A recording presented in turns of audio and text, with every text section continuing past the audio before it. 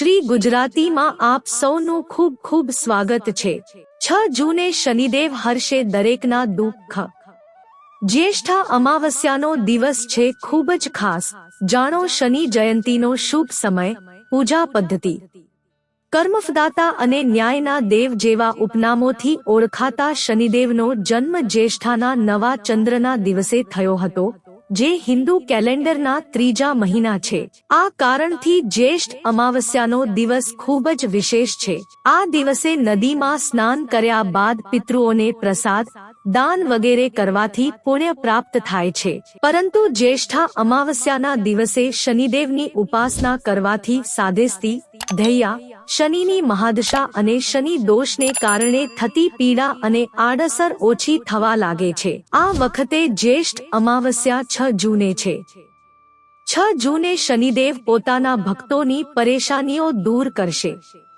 આ વર્ષે શનિ જયંતી કયા દિવસે છે?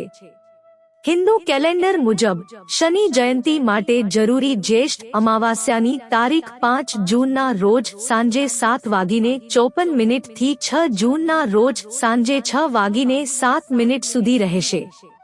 ઉપવાસ અને પૂજા માટે ઉદ્યતિથિની માન્યતાને કારણે જ્યેષ્ઠ અમાવસ્યા 6 જૂને હશે।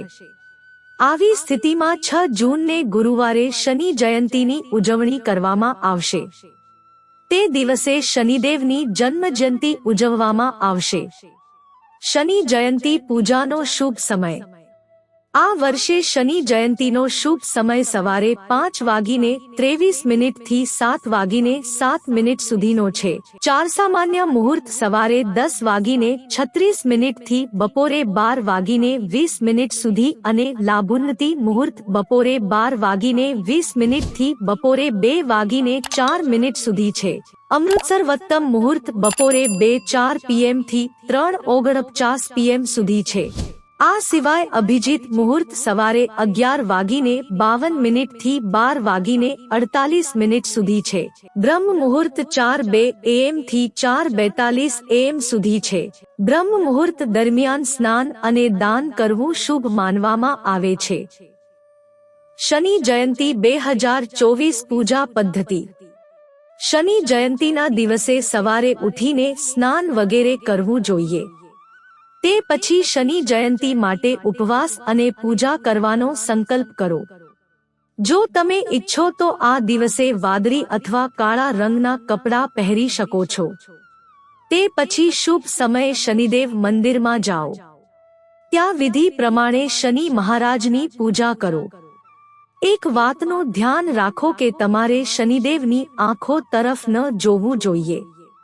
એવું કહેવાય છે કે દરેક વ્યક્તિ શનિની નજરથી બચવા માંગે છે।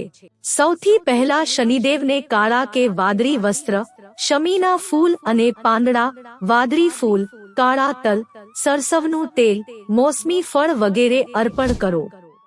શનિ મહારાજ માટે તલ અથવા સરસવના તેલનો દીવો પ્રગટાવો। તે પછી આસન પર બેસીને શનિ ચાલીસાનો પાઠ કરો। તમે શનિદેવની જન્મ કથા વાંચી શકો છો। ત્યારબાદ શનિદેવની આરતી કરો।